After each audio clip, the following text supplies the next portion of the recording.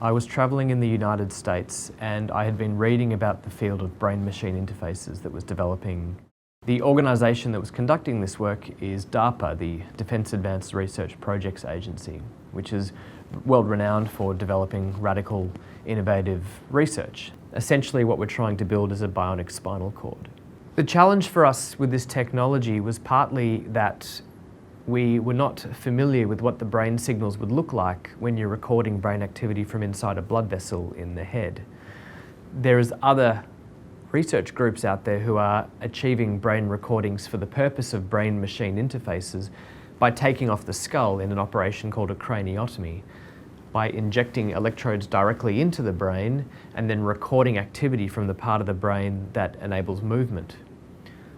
Those brain signals associated with movement are translated through a computer with the use of an algorithm, and the signal out of the brain through the computer is then fed back into a robotic limb or a mobility assist system such as an exoskeleton, which enables the user to control that system via direct thought. The step we've taken is in avoiding the open brain surgery step and delivering our technology without having to conduct any open brain surgery.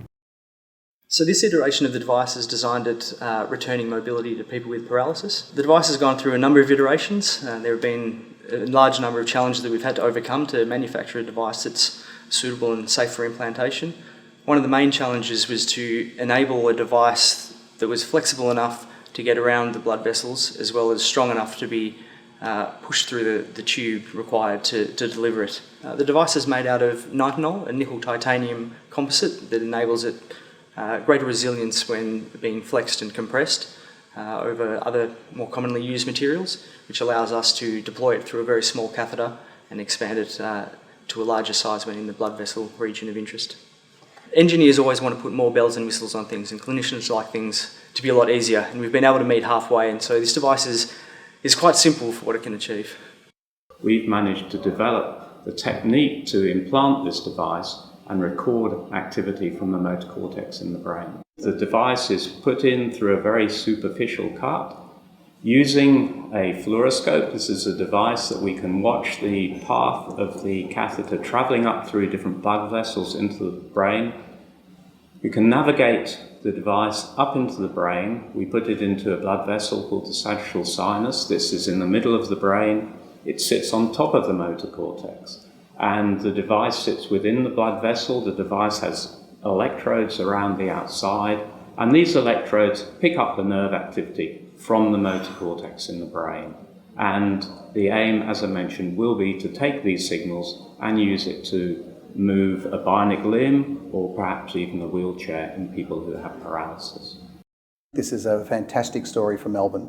It really shows the wonderful advantage of the Parkville precinct, where we have the collaboration and the infrastructure of the University, of the Royal Melbourne Hospital, and of the medical research institutes, in this case particularly the Florey Neuroscience Institute. This has been a holy grail for the research in bionics, is to develop a device to record brainwave activity over a long period of times, and mostly it's been done by implanting directly through neurosurgical procedures, electrodes onto the brain. The problem with that is it is invasive, it has risks, and also the electrodes are planted directly on the brain can set up infection and fibrosis, and ultimately the quality of the recording deteriorates. Where inside the blood vessel it's much more protected and able to be and it doesn't damage the brain in any way, and able to be kept there long term. So it provides a new method by which we can achieve what people have been trying to do for a long time.